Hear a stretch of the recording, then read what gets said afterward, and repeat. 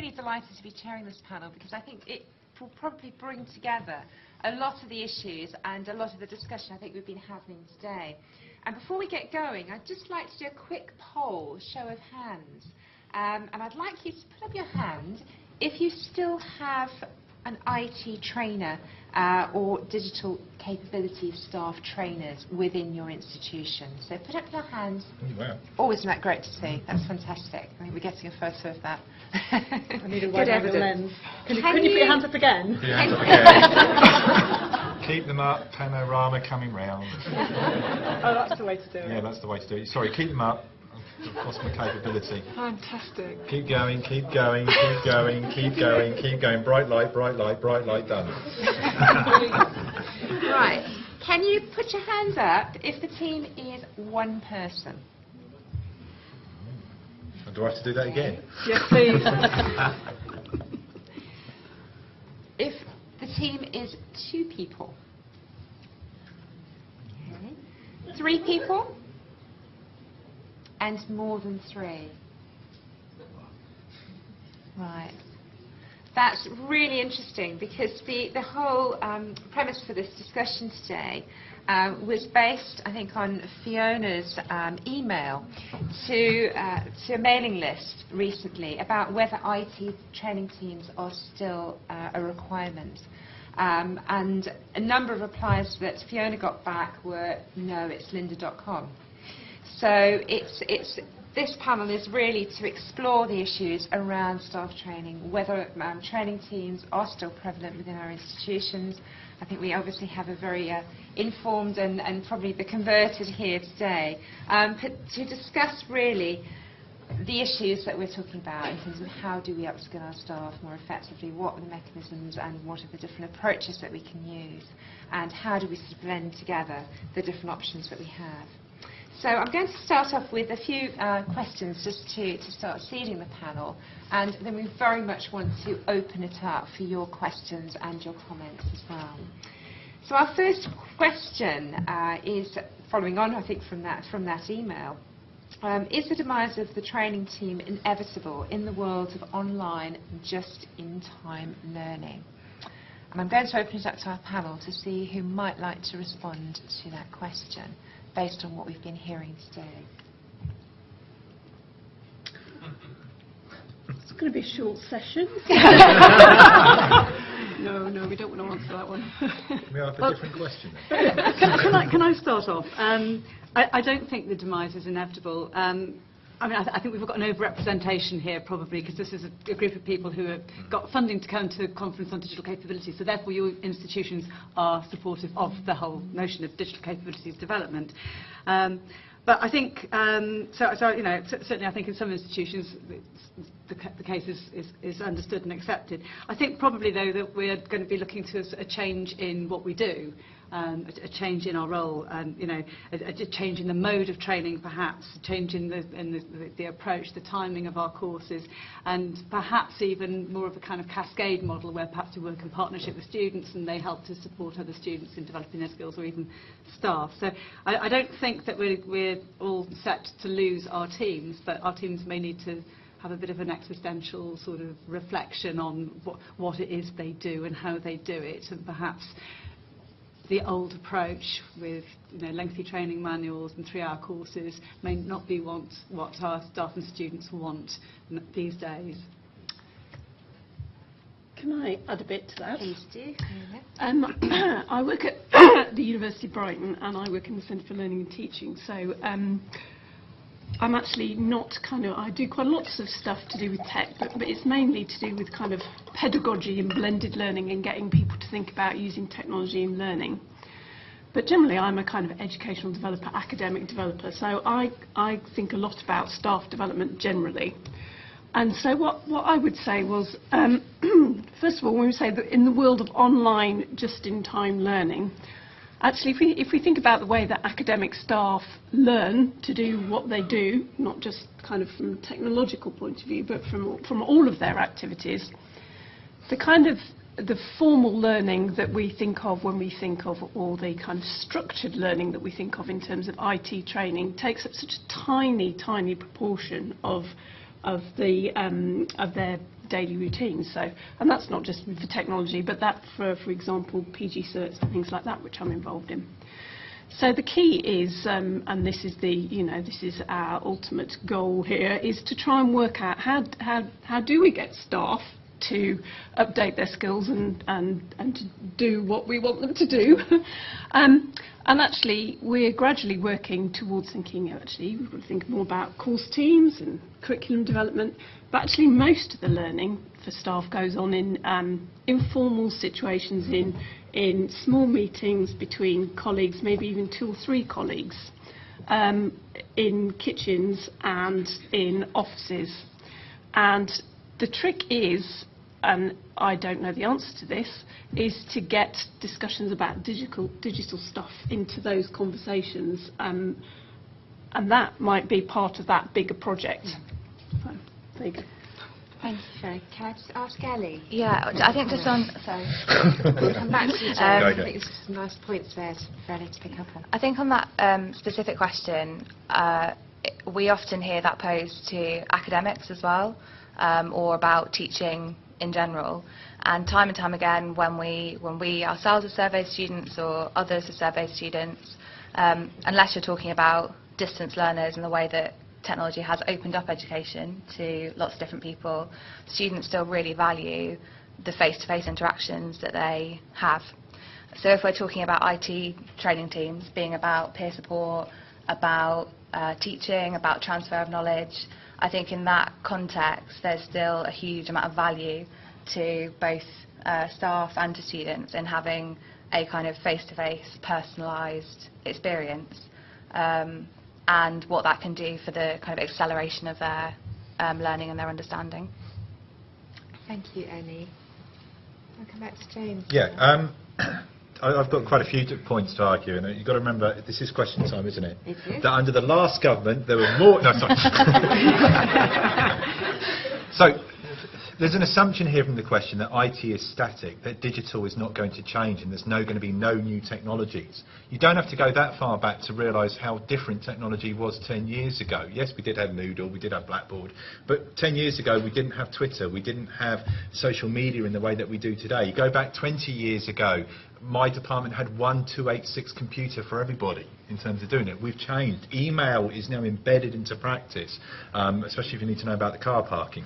So one of the things about technology, it is going to continue to evolve. So if you're going to ask me, do we need to get our IT teams to demise, it's more like, no, they need to evolve at the same pace that technology is changing.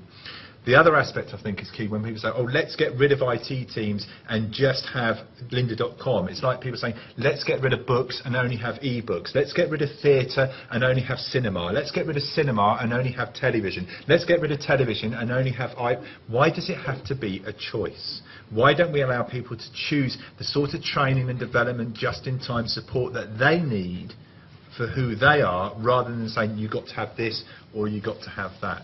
But my final point on this is very much about understanding that this problem isn't about IT training, or the lack of digital capabilities is to do with training.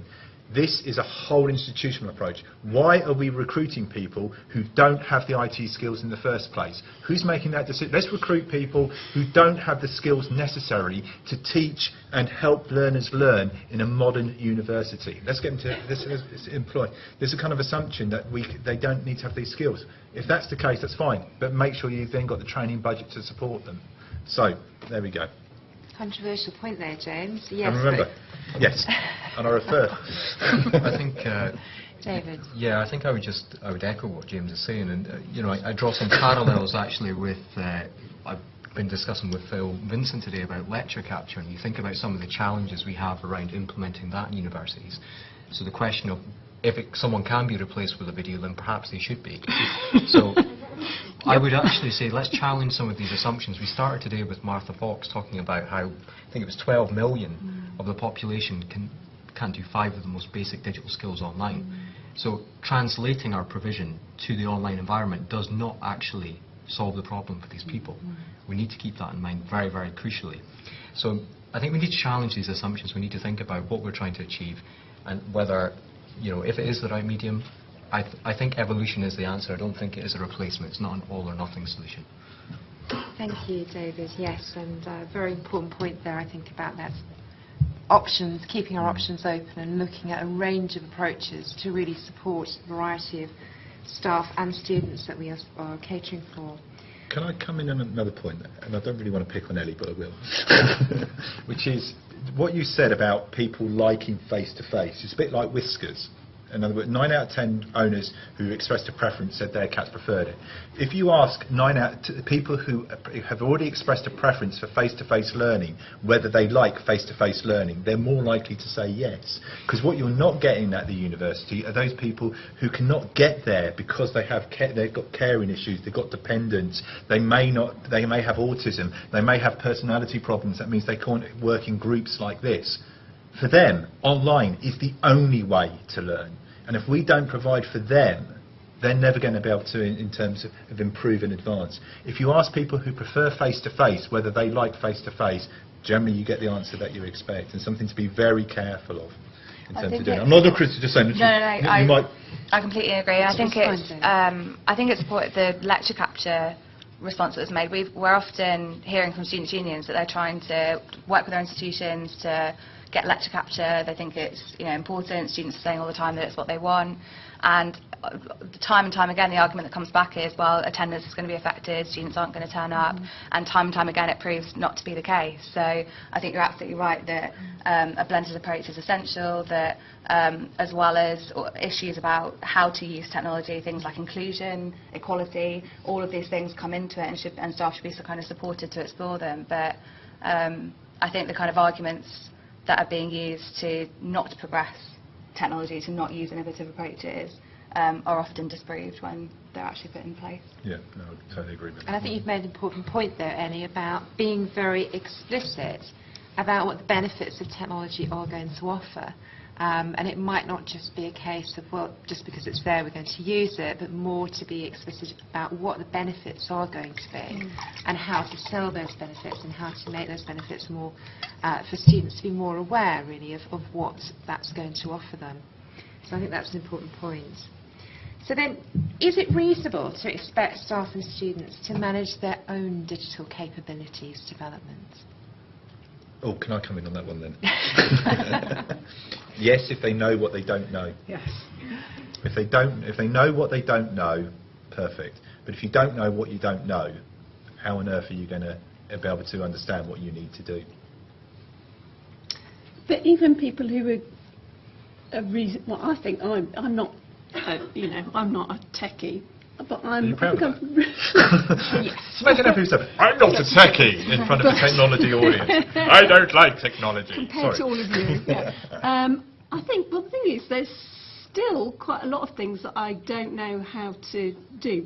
And if you don't have the words, then you can't do that Google search that will pull up. And so what you have to do is you have to show somebody and you have to explain. And that's where the real person in your institution comes in really useful.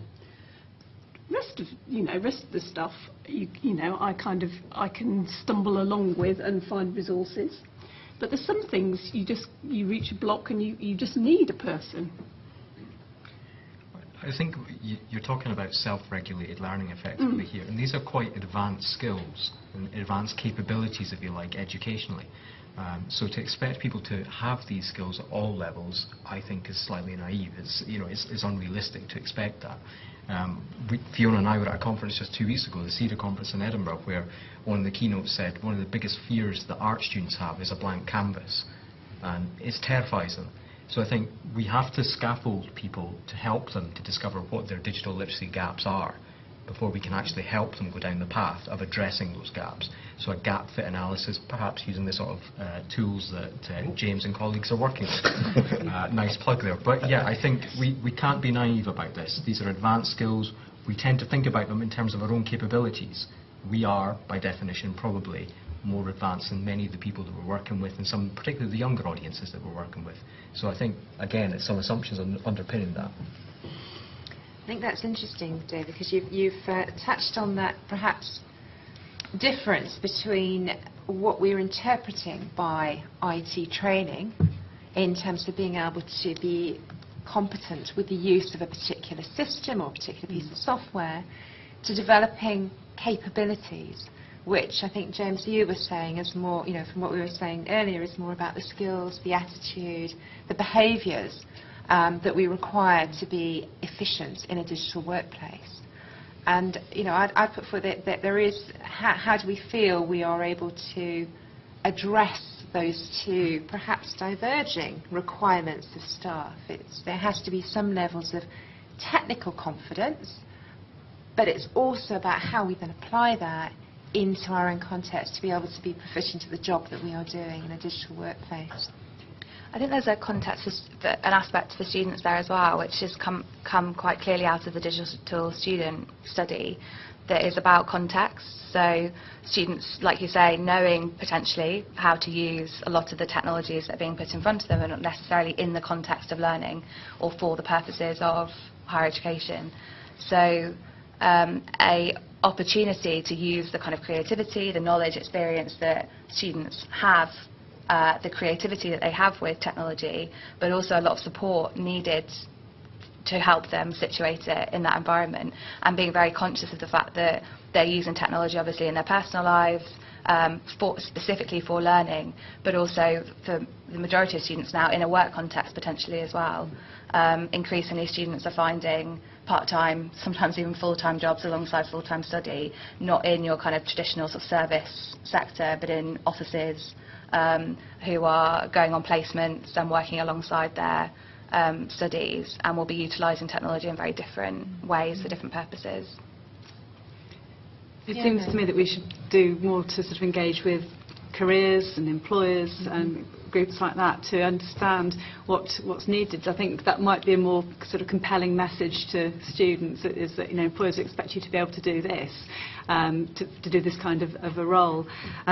Somebody at UCL, Charlie Inskip, he's in our Department of Information Studies, so he's an academic, and he's done some work with employers and looking at the language that they use to describe digital capabilities and the languages that we use in HE, and there's a disconnect there. So we don't talk the same language, and employers are quite often quite surprised and unhappy with the level of digital confidence and competence that students come with.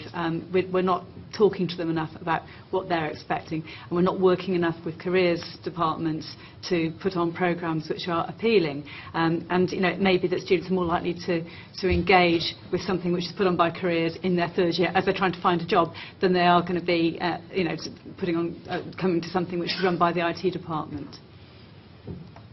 I think that's a very important point there in relation to having more of an open dialogue, in terms of what skills and capabilities do they require to go out into the workplace. And some of the research that we've had from the Digital Student Project, that there are two things really that come forward in relation to that. One, that they are still looking to their tutors for guidance on the use of technology and are led by their tutor in terms of their developments. And secondly, the expectations that they do expect to have the opportunities for using the technology that they are going to be using in the workplace. And that's often not the case, because industry standard requirements are considerably, hugely costly, and individual institutions might not necessarily be able to provide that equity of provision. So there is a potential sort of issue there, I think. Can I just come in on the equity of provision, because there was a little thing on Twitter about that earlier today, which was when it comes back to that either or. We talk about saying, okay, what we're going to do is we're going to do BYOD. Students will bring their own devices. We'll all have this ubiquitous Wi-Fi that will all work and everything else. And then there's a little voice that pipes at the back that says, what about the students who can't afford to do that? And to me, why does BYOD mean that the institution doesn't provide anything? Why does it have to always be this kind of either end of these spectrums? It's like, we're going to have BYOD. What does that mean? Does that mean you're going to get rid of all the computer suites? No. In many ways, having a BYOD policy is about this more inclusive, because what it does is we've got limited resources, we've got limited hardware, we've got limited space, and that space can be used by those learners who can't afford their own equipment, and those learners who can. But there's also another aspect of that, which I think is coming onto notice with Alistair's presentation about making resources accessible. But actually, resources here. One thing that Alistair always said to me was resources are accessible at the point of need. in terms of doing it. You don't know you're going to need that resource in that particular format until you're there. Someone like myself who's realised he's getting a bit older and needs glasses now and again, because sometimes go, right, no, I can't read that, at which point I need something to do with it.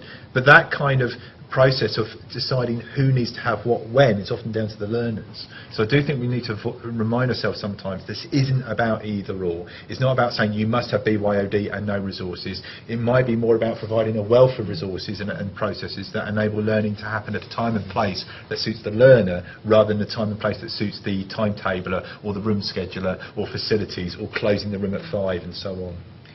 I think this also talks to issues of the curriculum, and there's maybe not many academics amongst us today, but if we think about, we want this to be embedded within the curricula, within our courses, rather than just a periphery activity. Employability is seen as something perhaps done by career services, not necessarily in conjunction with IT trainers or learning technology teams or others. So I think we need to think about how we embed this and make it more systemic, rather than just something around the periphery.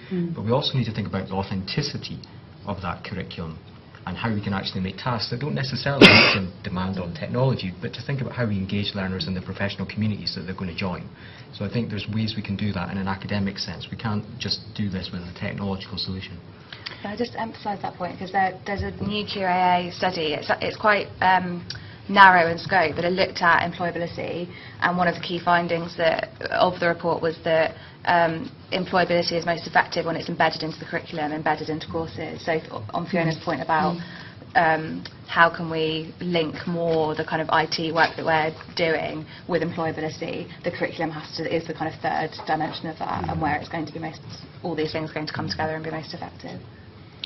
And I'll just finally add, I don't know if this is the final point, but in terms of getting staff to do that kind of embedding, I think it's really important that the message and that kind of pressure comes from students, because academic staff don't really listen to institutional edicts. They don't really listen to people like me, or probably people like, well, us. But they are very interested in students, and they do respond to student needs. There is prick up, and they do take things seriously when it comes back in student feedback through reports and things like that. When you highlight that kind of information in staff development sessions, everybody's there listening. Me showing the latest academic research on how important it is has a minimal effect. So I think that's going to be a key driver, is that kind of pressure to get this kind of stuff into the curriculum. But there's an important aspect that comes back to that kind of the evolution of the IT team, which is to focus less on this is how you use this piece of technology to this is how this technology will impact on the student's experience, and this is what students are asking for. So actually you can often say this is not about do we need IT teams or not. It's much more about those IT training teams are putting the use of digital and technology in the context of the student's experience. I'd like to open it up to the floor, because I think we've got some more questions here, but I'd very much like to give you the opportunity of raising some comments or reflections that you have, or asking some questions of our panel. So would anyone like to start us off with a question or a comment? Thank you. It's not really a question, but it's just a comment about what you guys are talking about. I completely agree, and I think that I really relate to Simon Sinek's circle of innovation, where it talks about people won't buy into what you do, they buy into why you do it. So we've got to make it relevant to the relevant people at the relevant time.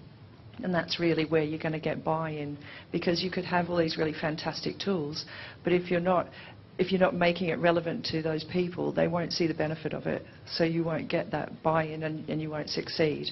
And the timing is everything as well. So it's just really, I do agree with everything you're saying. And that's the way the teams sell it.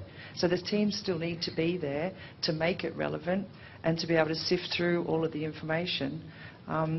And if there's no one there to do that for these people, they're kind of overwhelmed by everything, and they don't have those signposts to get there. So there's still very much a need for people to do that. Can I just, because I think there's an interesting point about Fiona's point, which was about when people don't listen, it's probably because you're saying the wrong thing. And I don't mean that as a criticism, but it means, it means you're giving them the wrong message. All shiny things, but actually they're not interested in that. And that's something, if you feel that you're not having the impact with the people that you're working with, you need to rethink what you're doing. It's not about getting them to change. Often it's about getting you to change in order to enable to get that message across. And that it's easy for me to say, but I know it isn't easy to do. Thank you, James. Any other comments? Questions? Yes? Ooh, hands are going up. Yes, great. Thank you, Julia. I was just thinking, it occurs to me that sometimes universities seem to treat people and their jobs and their roles kind of in the same way as they treat systems and software and things like that, like we were discussing before. We were speaking about before the idea that we need just this one solution, this tick box solution, and we'll put it up and it's wonderful, and there it is. Oh no, that solution's now out of date, we'll just sort of let it fester. There's not this approach of evolution. Like, to me, the problem with training is essentially probably just the word training. You can come up with new words, but essentially it's all about adapting and evolving to the way the technology is, the needs of the users and things, and being enablers. But to be enabled yourself as a trainer, you have to be given the ability to grow beyond your specific remit and not be told from the top down, you're no longer necessary, we'll replace you with lynda.com or something. It's always more complicated than that, but we all work in an industry that looks for simple tick boxes.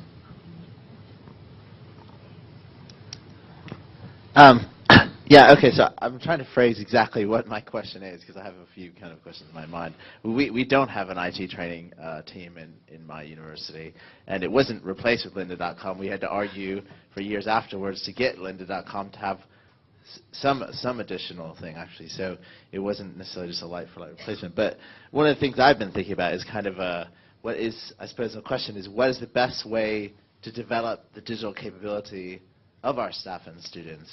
And starting kind of from that question, rather than do we need IT teams, but what is that way? Because I think of myself as fairly digitally capable, and I haven't been on an IT training course or gotten one-to-one support from an IT person, about using software in, years and years and years. And if that's the goal of kind of what we want people to be like, ultimately, is kind of be able to solve their own problems or learn things themselves, then what is the best way we help them to get there? And I see a role for people to help them to get to that point eventually. But anyway, so maybe some comment from other people. But teaching people how to be ready to teach themselves. Mm-hmm. Yeah. Mm-hmm. There's another aspect to that, which was one of the things we've been thinking about how you do this, which is it's someone was talking, I think it was you, Fiona, talking about adding digital to the conversation in terms of doing it. We have these conversations. Often what people do is, especially when they know something, is they don't share it. It's because they think everyone else already knows it. And what I've found, I've thought myself as reasonably digitally capable, in terms of doing it. I started working at JISC, and I work with my colleagues in the student experience team. And every so often, well, actually quite a lot actually, I find that they know so much more about simple things, particular applications, and they just assume that I would do that, or I would know that without knowing it. So one of the things is about, let's just start doing things. And the reason I say that was, I was once an IT director, and I went up to an HR admin person, okay, so quite low level in terms of the organisation. I said, and we were just talking about training and digital, and I said, one thing that I always find amusing is that people, when you ask them to start, you want to show them something, they start a browser, they kind of close everything else down before starting the browser. And I said, the easiest way to do it, and they click the double blue E on the desktop. I said, the easiest way to do that is right-click the start bar, and you can get show desktop. She goes, no, but if you press that button in the bottom right hand corner, I've just told the IT director how to use his computer better. But it was that kind of thing, is how do you those little things often are what is about attitude, and that's what makes a difference to capability. The ability to be able to say, how do you share those little things that you assume that other people know? And how do you share those things in a way that doesn't appear patronising or rude? And so one of the things I now do is, if I see a member of my team, or I just talk to them, I'm doing this and trying to do things differently. And one of the things that I did recently, just to show you, was I saw somebody said they were going to help tweet at a conference. And I went to them, I'm sure you're aware that you can use scheduled tweets in TweetDeck. And she said, I have no idea what you're talking about. And Yeah. that was it, a conversation starter. And I think that's quite critical when you talked about what you were saying about not having a person to do it. You need to kickstart those conversations, but you need somebody to start kickstarting those conversations. And to me, digital capability is much more than just skills and technical stuff. It's an attitude, it's about behaviours, it's about sharing what we do, whether that be through Twitter, it be on face-to-face conversations, or the ubiquitous cup of coffee. It's possibly a bit twee to say this, but it is about culture. We've talked about culture today. If we have a culture of learning in an organisation where we do have that space to go and innovate, to experiment, to try, to risk, and it's safe to do so, people will experiment, they will move forward. But how far are we given that space? When I started as a learning technologist, my old boss, Richard Parsons, used to talk about the importance of playtime to learning technologists. You must make time to play. We don't provide that, certainly through our workload models. We don't recognise it through any of our reward and recognition procedures. It's not really part of anything structurally or endemic. So until we recognise that we need to create this culture and do things to actually nurture this growth, it's going to be very difficult to realise on any sort of large scale. And that also applies to things like teaching and learning. To strategies for teaching and learning, classroom strategies, lecture theatre strategies. It's not just technical in terms of doing it. Having a culture of experimentation and innovation, and one that the students recognise as much as the teachers. Well, I think this is key. We're talking about IT training teams here, but we've got a big fragmentation here. We talked earlier about librarians having a stake in the digital. We've got learning technologists. This is a lot of people competing for the same attention of the same people. So we need to think about how do we address that, and I think Fiona talked about the importance of programme teams. So in higher education now we talk about programme level focus on courses, trying to bring things together instead of looking at modules where we've got massive fragmentation. How do we do that in terms of the digital? And I would add into that debate something, well, I think we've heard it once so far. I think it might have been you that said it actually, the new three-letter word, TEF. I think as we're going forward, I think all of the stuff that we're doing on digital capabilities, on thinking about blended learning and improving student experience, I think all of this is going to be a really rich resource as we go forward into TEF to putting together some really good case studies, whatever form these kind of impact case studies are going to take, for building up arguments about the kind of value of the learning environments that students are in. So if you do get rid of all of your IT team and replace it with Linda or replace it with nothing, you haven't got much of a starting point for showing your investment in a major part of the student learning experience. So I think we are. I just want to say the word fester, because I think you just started the ball rolling thinking about festering. I think we've got to, now is an opportunity, is a big opportunity to kind of move a lot of these issues forward, do a lot more kind of working across institutions, because I think coming up soon we're going to have a lot clearer goals, and we're going to have people who are going to be doing a lot of internal support to make sure things like TEF case studies are developed in a holistic, institution-wide way, and we can jump on that bandwagon and we can make something of it. I think on the TEF as well, if the business aspiration is realised to have subject-level assessments as part of the TEF in a few years' time as well, the ability for central services to work at a subject level, at a programme level, will become essential, and institutions that want to get ahead of that will be doing that now. I think it's worth noting, for any of you who've read the white paper or the technical consultation on the TEF, the digital doesn't figure very much at all. Very little reference. I think in the consultation document there's maybe mention to it twice, but I do encourage anyone who's involved in that to try and raise the profile slightly. Do you think I think we've got probably time's running short, and I think we did still have one question at the back. Helen, I think you had your hands up. I just didn't want to miss your question. It'll probably be a good one. Sorry to cut you. It was a very quick one. Maybe it'll be an answer. I had a bit of an answer there, but I think both anecdotally and we were discussing some research from Australia back here earlier on, and there is some evidence that as people bring their own devices and therefore their own services and to some extent their own skills and preferences, rather than, as James said, that being a great pool, a repertoire of different different capabilities, people tend to get locked into their own quite narrow capacities and ideas about what works for them rather than sharing it. And it seems to me that we might actually be more in need of people who can take other people out of their comfort zones, now that people simply don't expect, as I do, that it's going to be difficult to learn a complex practice with software. People expect it's going to be easy. So maybe the role of IT development becomes a more developmental, teaching-oriented one, which is about taking people somewhere they're not entirely comfortable and getting them to explore beyond what they can easily do, rather than sitting them down and giving them training. I think that echoes what we said. If we move beyond functional skills to more complex skills, you change the role from trainer to developer, and I think that really does mean that the role evolves to something quite different from what it is now. Fiona, are you happy? Yes. To Yep. That's fine. I think we've had some really good debate there and really good discussion. I think there are some really interesting points there, I think, for us to sort of take away and obviously continue the discussions through tomorrow's programme as well. Yeah, that would be great. So can I just thank all the panel members, and I think we've been missing fabulous out on stuff what's been going on behind. So, But I always have my head in my hands, I've noticed. Not good. Oh, God.